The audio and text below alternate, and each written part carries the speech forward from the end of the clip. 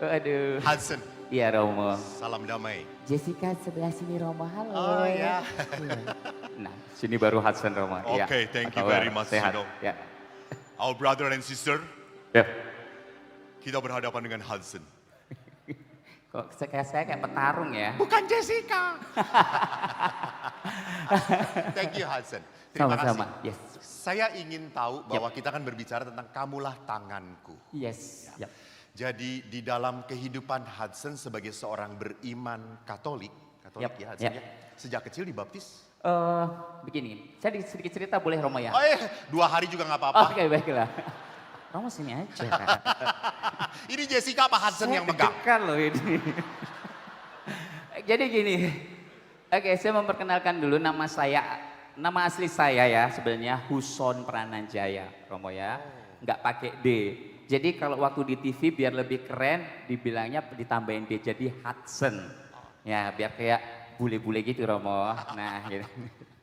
Nah, saya ini 5 bersaudara. Kebetulan keluarga saya, papa sama mama saya itu multi religi. Jadi mama saya Muslim, papa saya Konghucu. Nah gitu. Dan saya 5 bersaudara, saya anak terakhir. Dan kebetulan sekolah paling dekat dengan rumah itu adalah SD Marsudirini, yang biasanya Katolik gitu. Jadi saya disekolahkan dari TK Mater Dei ke SMP, SD di Marsudirini, SMP saya ke Jakarta, SMA balik lagi gitu. Jadi awalnya saya mungkin ikut mama saya gitu. Saya Muslim dari TK sampai kelas 1 aja. Romo tahu kenapa saya jadi pindah Katolik? Ya nggak tahu. Nggak tahu, karena belum saya kasih tahu. Ya, oke. Kita kan belum ngobrol tadi, belum pengakuan dosa. Iya, ngantuk saya Romo soalnya naik kereta ya. Iya kasihan, naik kereta dia. Oke, jadi kenapa saya dari Muslim? Basically, saya yakin semua agama, semua kepercayaan itu baik. Semua mengajarkan tentang kebaikan, tergantung individunya masing-masing sebenarnya. Nah, jadi waktu saya sholat nih, saya tuh belajar mengaji segala macam. Dan waktu sholat tuh saya barisan paling depan anak-anak kan. Terus saya selesai sholat saya lari karena sudah selesai kan. Nah depan saya ini ada teman saya. Teman saya buka pintu, saya keluar, pintunya didorong balik. Saya kejedot nih, sini nih ada luka, ada scar di sini bekas luka, terus saya berdarah. Habis itu saya nggak mau ke masjid lagi. Iya, takut kejedot. Simple ya sebenarnya, karena waktu itu juga masih kecil. Maksudnya cara mengimani kita anak kecil, kita hanya ikut-ikutan orang tua. Jadi sebenarnya kayak iman kita betul-betul terbentuk itu di saat kita mulai sadar bahwa pilihan kita itu mau di mana. Nah, terus SMP saya ke Jakarta, SMP saya itu Buddha. Nah, saya itu mencoba agama apa yang terbaik gitu. Saya Muslim pernah, saya Buddha pernah.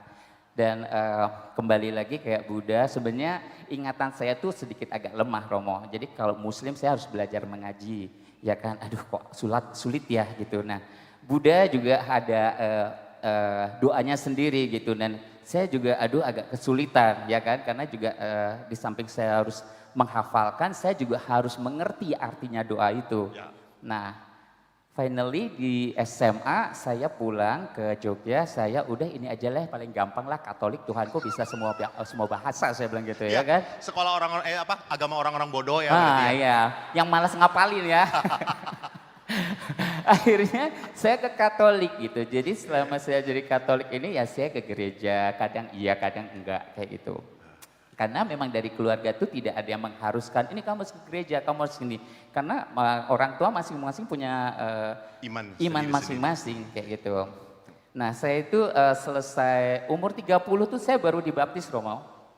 Nah saya dibaptis, cuman waktu saya SD, itu pelajaran saya ini agama, PMP, Bahasa Indonesia, Keterampilan, Kesenian, semua 89 di rapot. Begitu matematika, IPA 32. Nah, sama ya. Makanya agamanya Katolik. Iya. Karena matematika jelek ya. Iya, Betul, suruh betul, ngapalin betul. Ya, susah, ya kan? Agama bukan, matematika bukan ilmunya Tuhan. Iya, Ilmu makanya. manusia. Betul, Jadi betul. kalau agama kesenian, pelajaran kesenian suruh nyanyi, gurunya belum suruh saya naik, saya sudah naik duluan. Ya kan? Saya sudah nyanyi duluan. Sampai susah ngusirnya Iya, ya. sampai susah ngusirnya. Semua teman-teman satu lagu, saya 2 sampai 3 lagu. Kalau perlu satu album. Betul. Nah, finally umur 30 waktu di ajang talent show gitu, saya dibaptis. Sebenarnya ini ada sedikit cerita nih.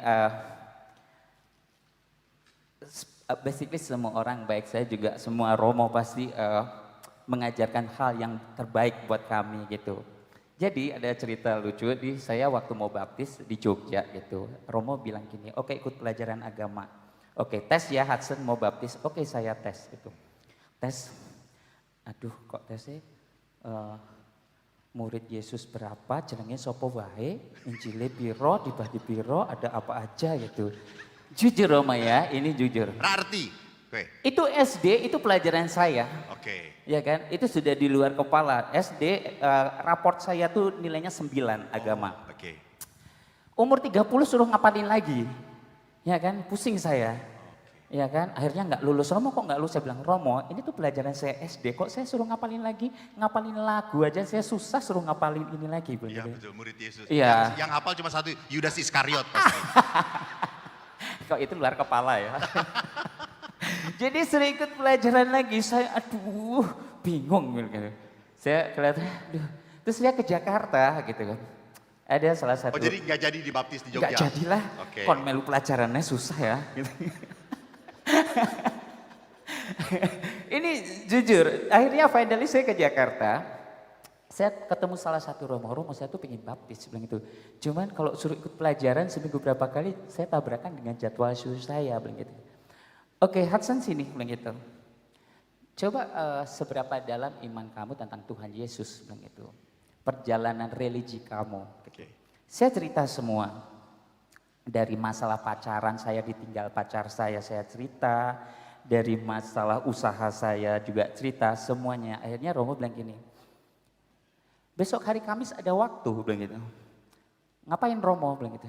Mau baptis nggak? Mau loh, gitu. Ya akhirnya dipersiapkan semua sama Romo, dan akhirnya saya dibaptis. Jadi sebenarnya mungkin jangan dicontoh ya bapak-bapak, ibu-ibu ya. Adik-adik ya, memang kadang pengalaman perjalanan hidup orang itu beda-beda gitu. Sejauh mana hubungan kita sama Tuhan itu pasti beda-beda gitu. Pasti kita meyakini bahwa oh saya dekat sama Tuhan, cuman kedekatan itu kadang tidak bisa kita, kita ketemu orang, oh kita tidak bisa menjudge, oh dia dekat sama Tuhan, dia tidak. Ya. Yang mengerti hubungan batin kita adalah kita dengan Tuhan sendiri gitu. Jadi walaupun kadang jarang ke gereja, cuman saya merasa bahwa Tuhan itu ada di sini, ada di hati saya. Ya, betul. Dan nanti buat aja gereja di hati Tuhan, di Oh, hati ya. situ, buat gereja gitu. Oh ya. Gereja Sin Hudson. Oke, Ya. sekarang begini. Ya. Saya lebih senang apakah iman kekatolikan Ya. Anda, Hudson, Ya. pribadi, merubah apa di dalam hidup sebagai Hudson? Oh iya pasti. Jadi banyak sekali merubah saya Romo, termasuk dalam bisa menerima apa adanya kita. Jadi setiap manusia pasti diciptakan itu ada gunanya, Oke. ya kan? Dulu tuh saya jujur Romo, saya tuh dari kecil orang tua mama pingin saya jadi penyanyi gitu. Jadi waktu SMA itu ada cerita lucu. Jadi waktu SD, SMP itu saya lomba, itu juara 1-2, 1-2. Begitu saya SMA, saya nggak pernah menang. Gitu. Akhirnya saya tanya, kebetulan jurinya itu guru saya di sekolah menengah musik. Bu, kenapa saya nggak menang? Bilang gitu. Padahal saya tuh dengan sombongnya saya bilang, dari SD, SMP saya tuh menangan terus loh. Bilang gitu. Oke, gini mas, benar ya. Ini kan kategorinya pria dewasa dan wanita dewasa. Mas Hudson tuh suaranya wanita dewasa, makanya Mas Hudson nggak menang. Oh, gitu. masuk kategori pria dewasa. Iya, saya masuk suara wanita dewasa. Betul sekali Benar, gitu. benar, Jadi benar. Dari situ saya memutuskan saya sudah tidak mau lagi menyanyi. Karena saya merasa ini adalah suatu kekurangan saya.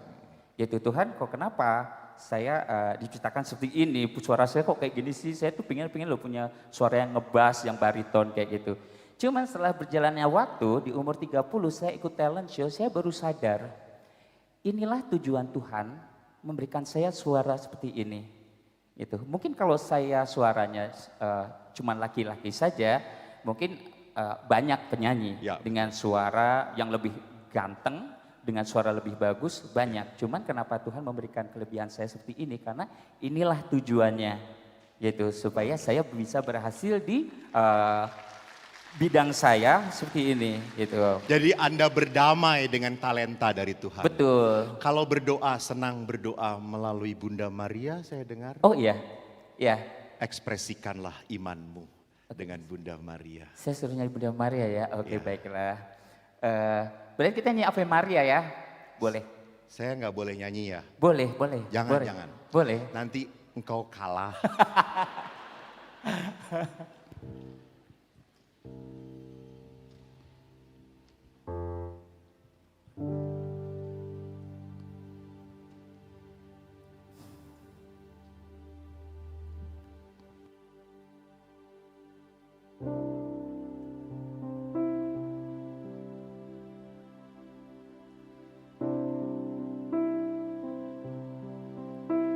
She was lost in so many different ways. How did the darkness be? No guide, and know the cause of a losing head. Never could the grace of God go high. I found a heaven born. You are my hunger, my thirst. I always hear this voice inside.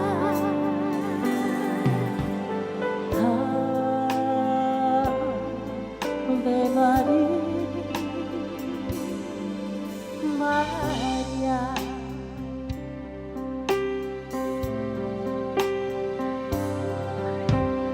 I've been alone, but I remember him.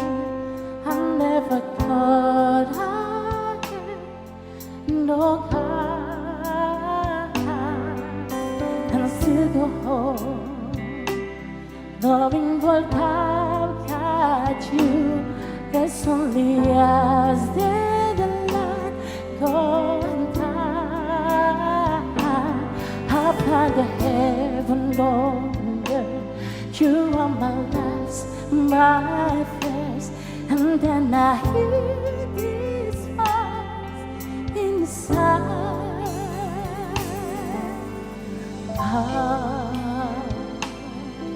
Ave Maria.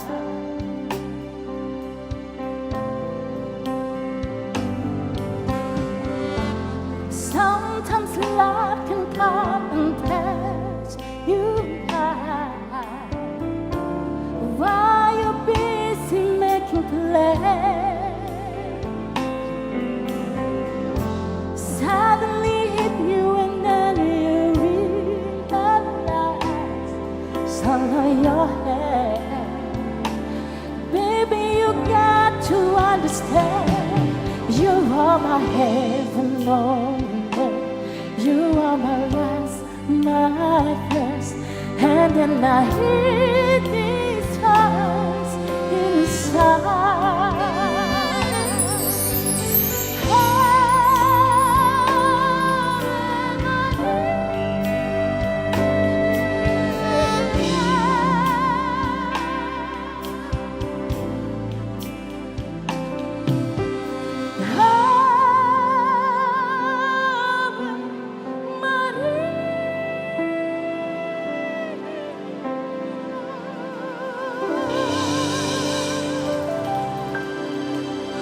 Terima kasih.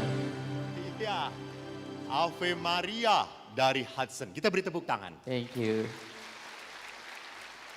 Hudson kalau berdoa Ya. kepada Tuhan sebagai Hudson atau sebagai Jessica? Kadang sebagai, kalau sama Tuhan sebagai Hudson, kalau sama Bunda Maria sebagai Jessica. Oh gitu. Iya. Mana yang paling nyaman pada saat berdoa? Paling nyaman sama Tuhan lah pasti ya, karena kita kan meminta semuanya sama Tuhan. Oke. Ya. Jadi kalau saya berdoa sebenarnya lebih untuk berterima kasih karena saya tahu, yakin Tuhan tahu apa yang saya butuhkan. Jadi bukan karena saya meminta apa yang saya perlu, cuman Tuhan tuh lebih tahu apa yang saya perlu. Dia Dan beri itu begitu saja. diberi begitu saja, Oke. sangat diberi begitu saja. Jadi sebenarnya kalau orang bilang kenapa Tuhan meninggalkan saya, it's not like that.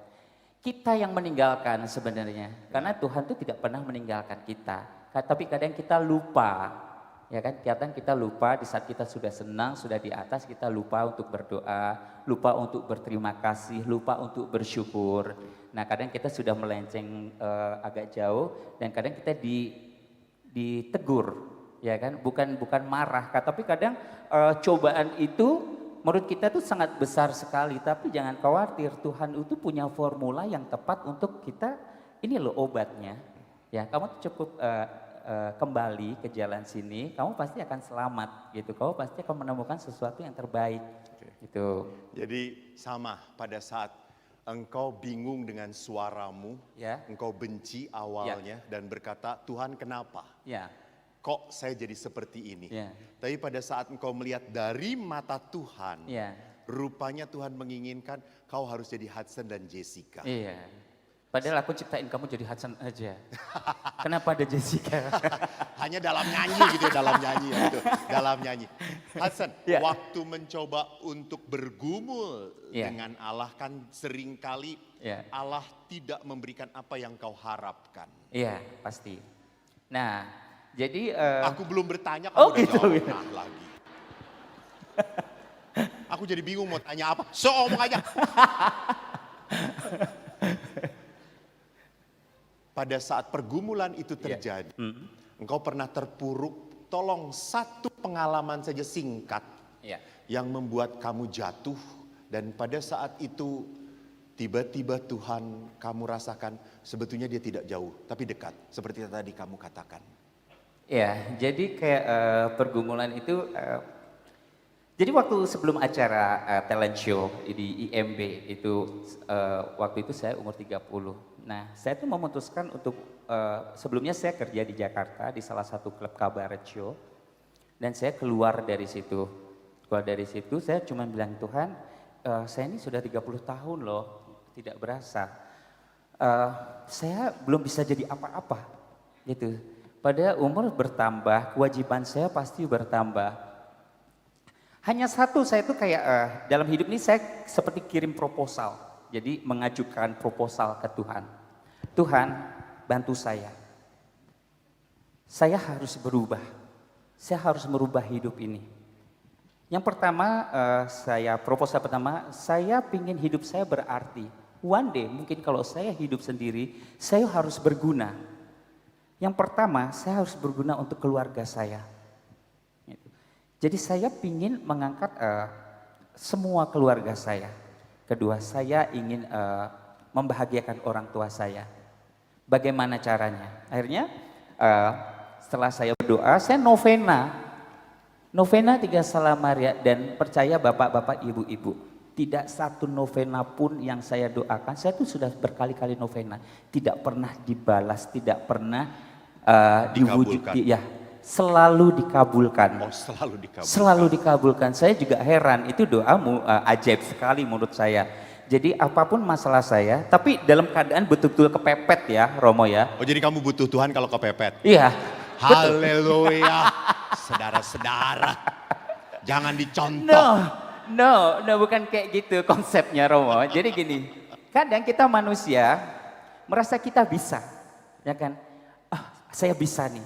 Saya bisa melakukan ini dengan berbagai kerja keras, berbagai dengan segala macam upaya saya merasa bisa. Cuman kadang kita menemukan jalan buntu. Ya. Di saat buntu dan stuck tidak bisa melakukan apa-apa, akhirnya saya datang. You said, Ya, God Tuhan. help me. Ya, saya membahasakan Tuhan itu Bapak saya, Bapak. Saya datang, saya nyerah. Gitu, saya menyerah. Saya harus bagaimana, terserah. Tapi saya yakin rencanamu pasti jauh lebih baik daripada rencana saya. Dan itu terjadi. Itu selalu terjadi. Amin, terpujilah Tuhan. Amin. Mari kita beri kemuliaan untuk Tuhan. Hasan Ya. akan membawakan lagu lagi tentang Ya. kasih ya. Betul. Cinta. Nah, jadi lagu ini Romo saya tulis di 2000. Ini lagu saya sendiri ya. Saya tulis di 2013. Nah, cuman dari berbagai macam saya ingin mulai recording, masih banyak kendala dan saya jujur lagu ini juga belum ada judulnya. Mungkin Romo bisa kasih judul nanti ya. Judulnya adalah Tuhan aku datang kalau kepepet.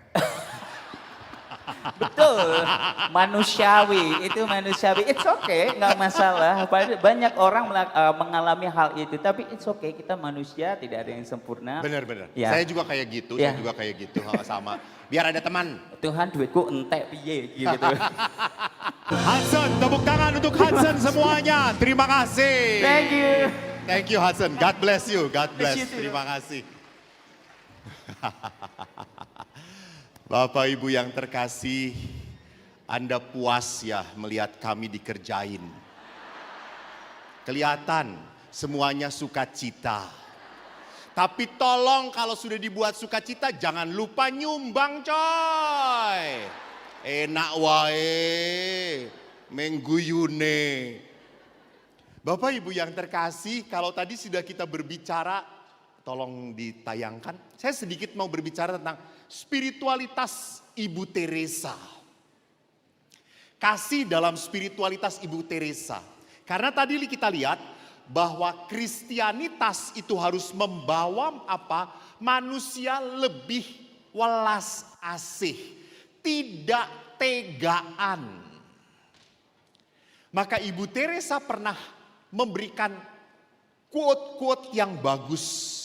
Boleh kita hidupi dalam iman kita. Jadi intense love does not measure, it just give. Jadi cinta yang sungguh-sungguh mendalam itu tidak ukuran, tidak hitungan. Mas, aku setiap pagi sudah bangun pagi, sudah nyiapin makanan, minuman untuk kamu, sudah menyiapkan pakaian untuk kamu, sudah siapkan air panas untuk kamu.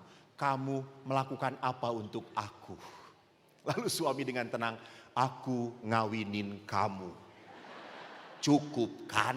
Gitu ya. Jadi di dalam perkawinan, you must know love is about giving, giving, giving. Memberi, memberi, memberi. Sampai memang kehabisan. Ada seorang yang bertanya, Romo sampai kapan saya harus mengampuni si borokokok itu? Dia nyakitin saya terus Romo. Kata saya, ya terusnya sampai dia dipanggil Tuhan. Betul, itulah perkawinan. Itulah cinta yang dituntut di dalam hidup perkawinan. Maka Ibu Teresa pernah berkata, a sacrifice to be real. Saya itu kalau sacrifice dalam bahasa Indonesia itu artinya apa? Pengorbanan. Kalau pengorbanan dari kata dasar apa? Korban.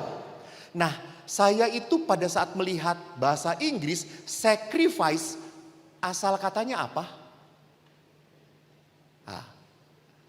Sacrifice itu asal katanya sacer. Sacer itu dari bahasa Latin artinya kudus. Jadi beda banget dengan bahasa Indonesia. Jadi kalau mau sampai kekudusan, ya kita memang harus melakukan pengorbanan.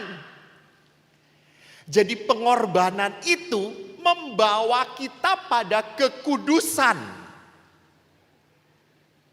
Jadi bukan semata-mata doa, pengorbanan pun membawa kita pada kekudusan.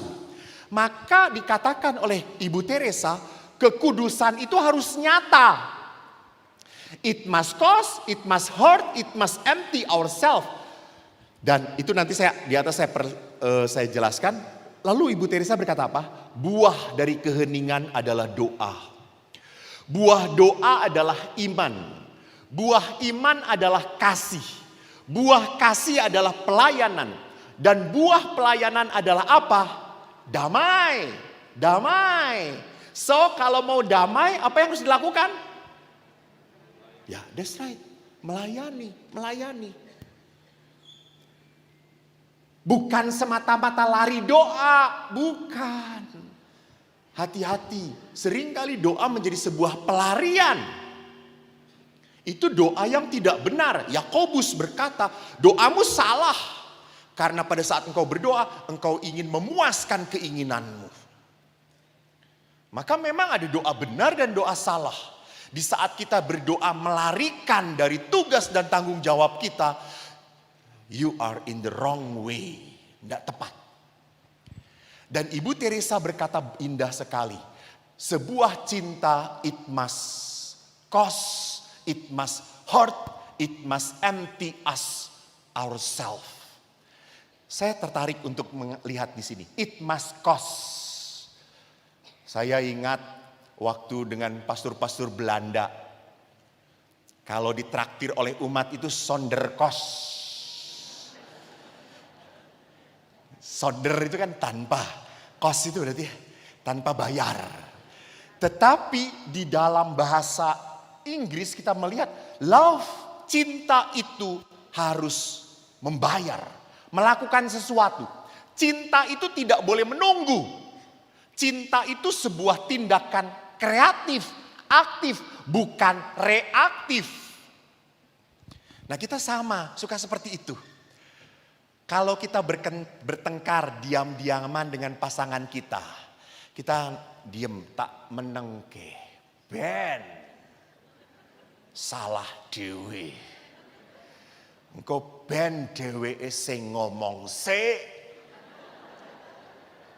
Itu lihat. Seolah-olah nyaman, tenang. Dan pada saat dia berkata, ngerti toh kowe salah gitu ya. Bapak-bapak ingatlah, ingatlah bapak-bapak, istri Anda tidak pernah salah. Kalau mereka salah itu artinya mereka lalai, kilaf, bukan salah. Dan Anda harus tahu bahwa yang paling benar di dunia ini adalah Tuhan nomor satu. Nomor dua, istri Anda. Jadi berdebat seperti apapun. N. Jadi dalam cinta harus apa? Kita duluan, kita duluan. Bapak Ibu ingat ya, kalau bapak-bapak itu ngobrol kan irit ngomongnya. Saya lihat juga ada bapak-bapak yang nungguin acara ini sambil ngerokok. Udan ya. Hoi. Kecampiro. Mbah.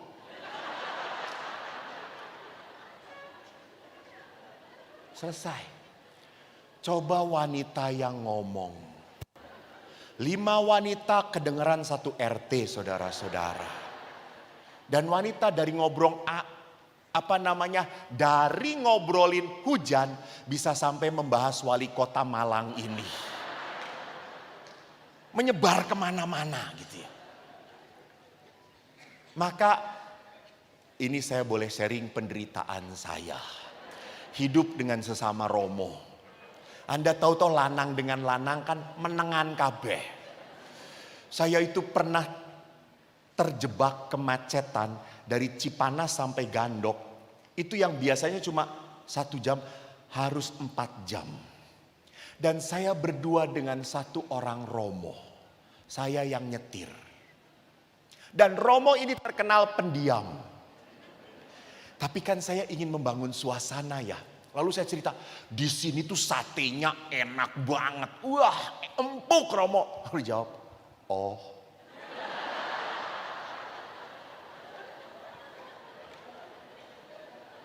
Ya sudah, jalan lagi. Terus kan di pinggir jalan kalau pas macet itu ada orang yang jadi Power Ranger gitu. Itu lucu banget ya orang-orang sampai kayak gitu kreatif. Rupanya orang-orang tuh sekarang mencari uang kreatif ya. Mereka berbuat apapun supaya dapat uang. Apa jawaban dia? Iya. Dan Anda tahu 4 jam saya ngomong terus.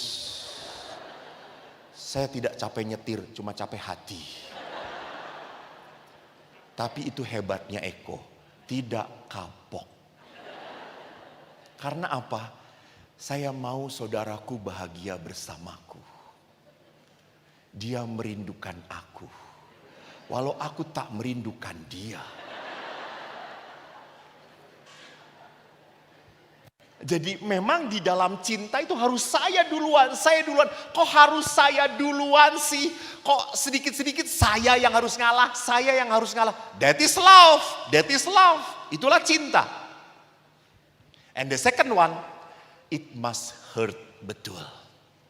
Seringkali setelah kita sayangi, dia tidak seperti yang kita harapkan. Betul ibu-ibu? Aduh keras banget. Kelihatan penderitaannya. Tolong, ini bukan saat sharing ibu-ibu. Coba, siapa ibu-ibu yang doanya mengharapkan perubahan pada suaminya? Angkat kaki dari sini. Bu, itu doa yang salah. Dan bapak-bapak jangan pernah mengharapkan istri Anda berubah. Enggak. Anda sampai nungging novena ke seluruh Gua Maria. Seluruh romo-romo tolong doakan. Tuhan akan berkata, aku juga gak bisa merubah istrimu. So apa yang harus kita lakukan? You just accept, terima. Ibu, saya tertarik. Sudah berapa tahun menikah, Pak? 38. Syukur pada Allah kompak. 38. Sudah 38 sudah cukup matang. Ibu, pada saat perjalanan 38 tahun. Kalau ibu punya masalah, pernah jengkel dengan suami enggak? Jangan lihat dia. Pernah apa sering? Berubah, pernah. Sering.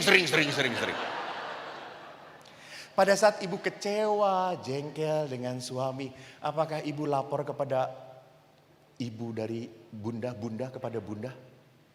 Tidak, betul. Pendidikan zaman dahulu kalau sudah menikah, kecewa dengan pasangan, tidak akan lapor kepada ibu. Karena ibu akan ngomong apa? Salahmu dewe. Sopo sengkon, kowe sing gelem pangano, rasakno, malah jengkel. Betul atau tidak? Beda dengan pasangan suami istri yang muda-muda sekarang.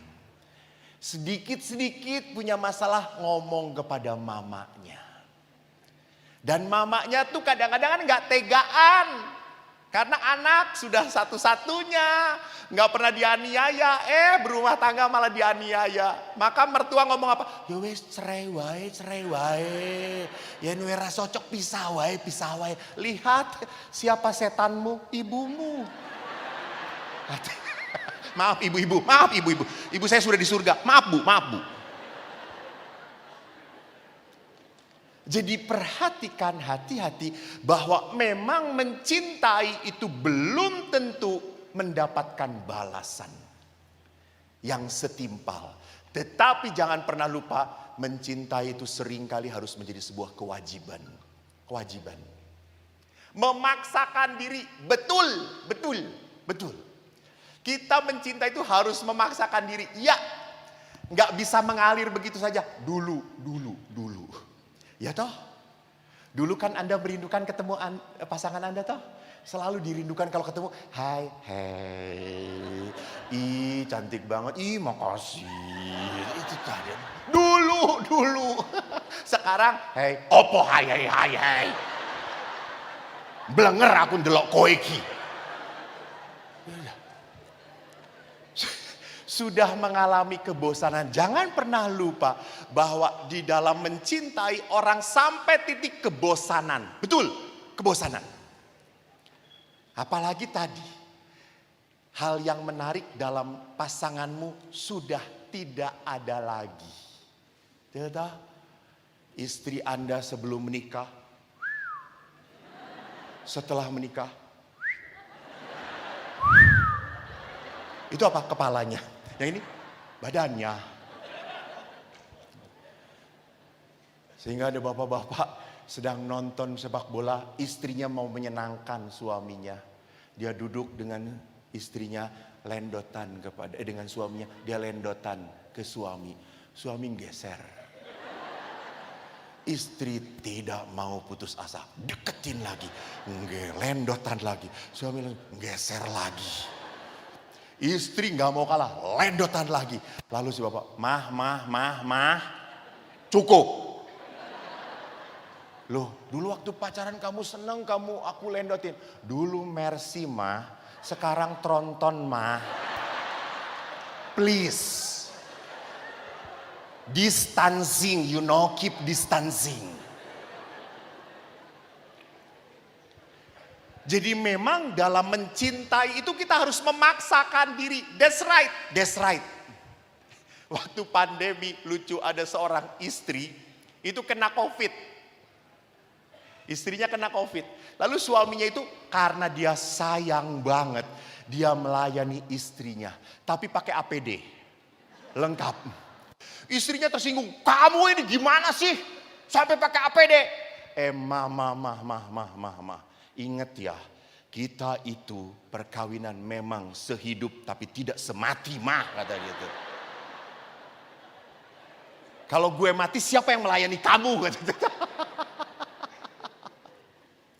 Jadi di sini kita harus sadar memang sering bahwa akhirnya mencintai itu adalah sebuah hal yang harus dipaksakan. Seperti halnya menyumbang.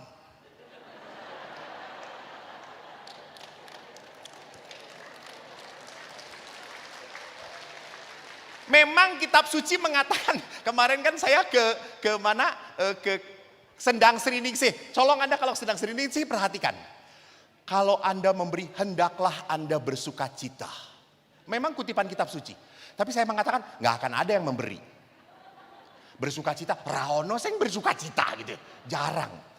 Orang itu selalu berat. Tapi apa? Paksakan, latih.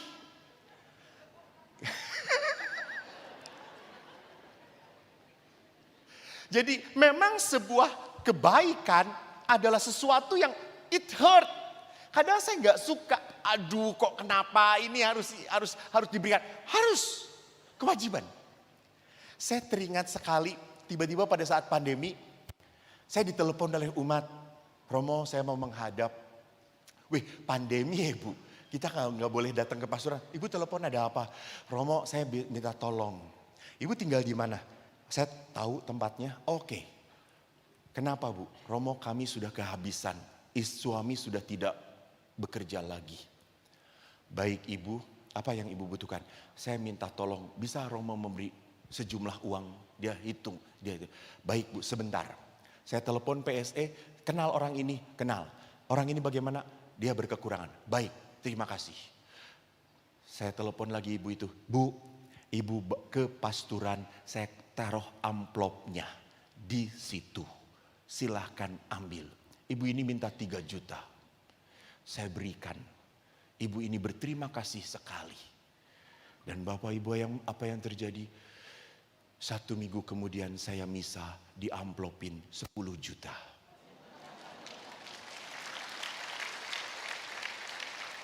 Tapi itu terjadi hanya seumur hidup sekali saudara-saudara.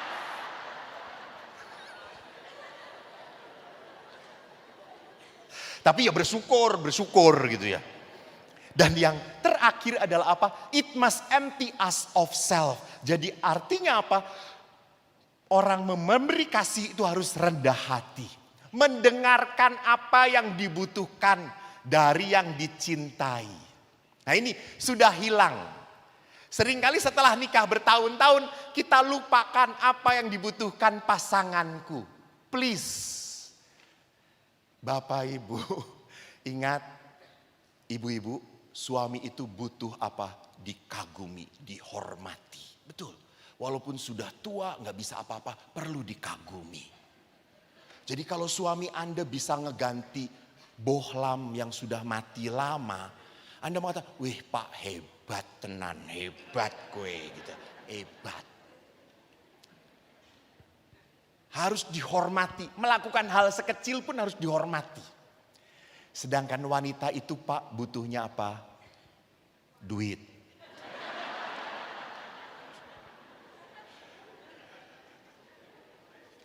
Wanita itu butuh disayang, disayang. Jadi wanita akan merasa bahagia sekali pada saat dia capek. Anda datang ngelus pundak, dia pun sudah membahagiakan. Sudah membahagiakan.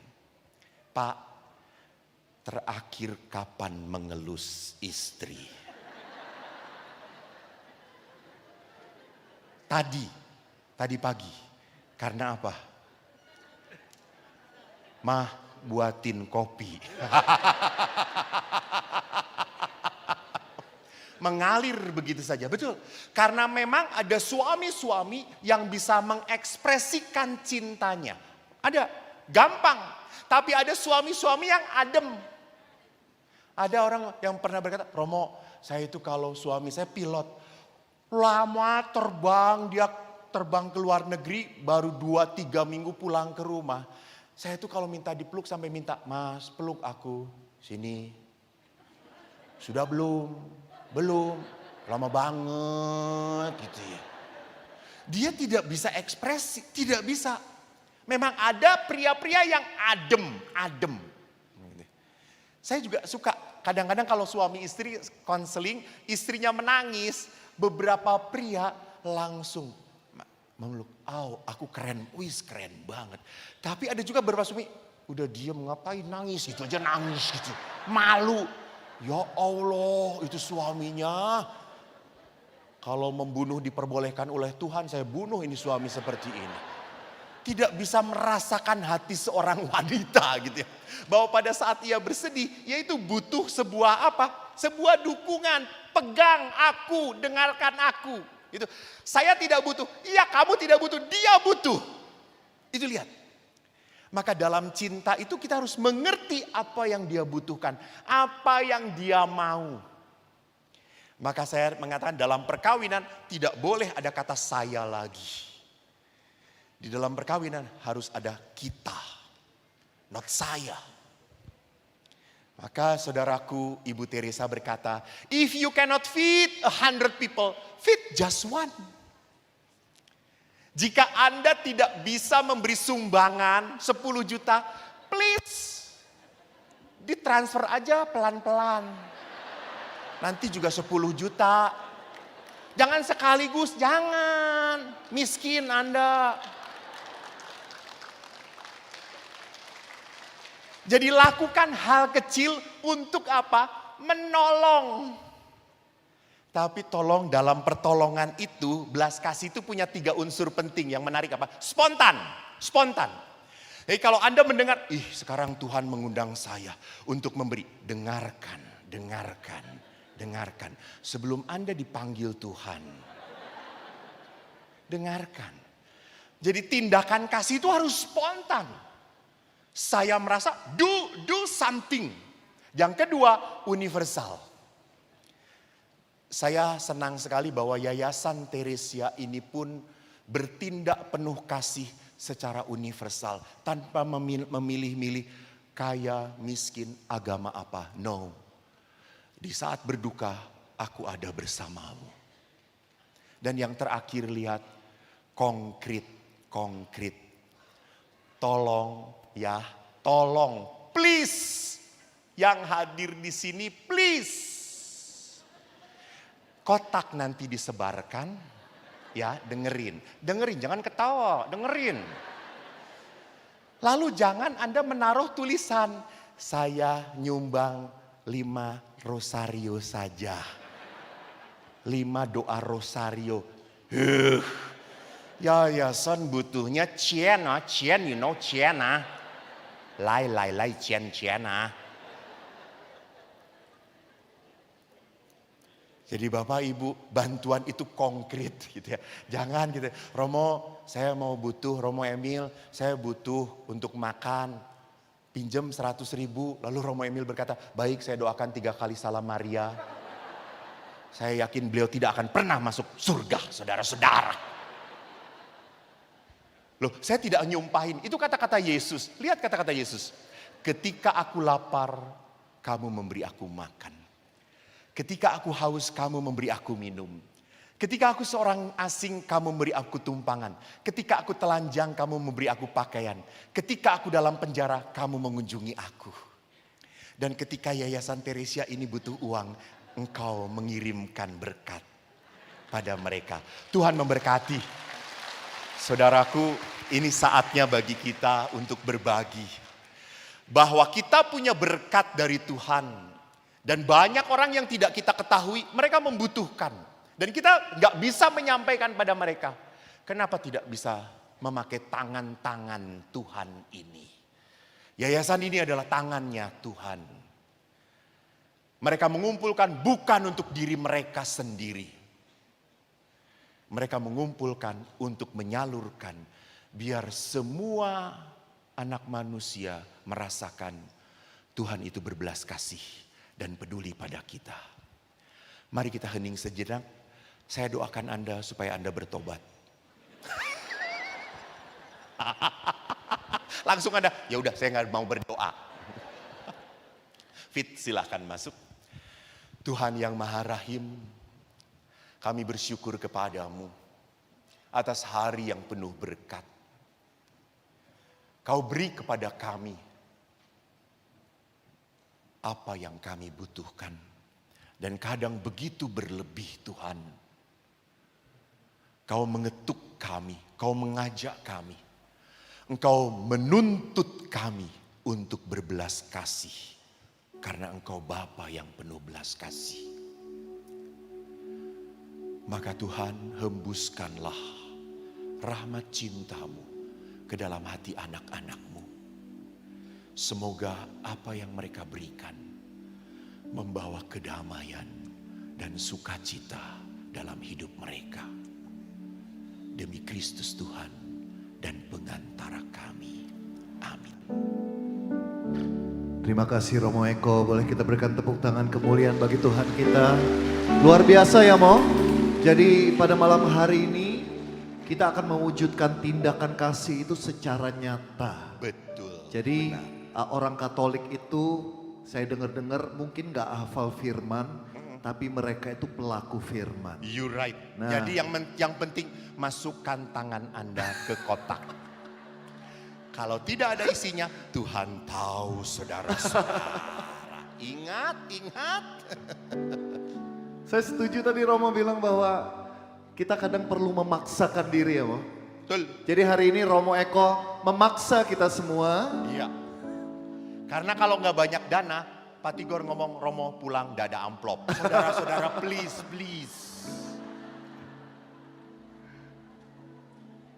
Berikan yang terbaik kepada Tuhan, sisanya untuk Romo Eko. Thank you. Mari Bapak Ibu kita berikan persembahan yang terbaik. Sementara Bapak Ibu memberikan persembahan untuk mensupport yayasan ini supaya menjadi tangan kasih Tuhan. Kami akan menaikkan sebuah pujian, kami mau nyatakan bahwa Tuhan adalah Bapa yang baik dan layak untuk menerima segala pujian, syukur kita dan segala wujud tindakan kasih kita.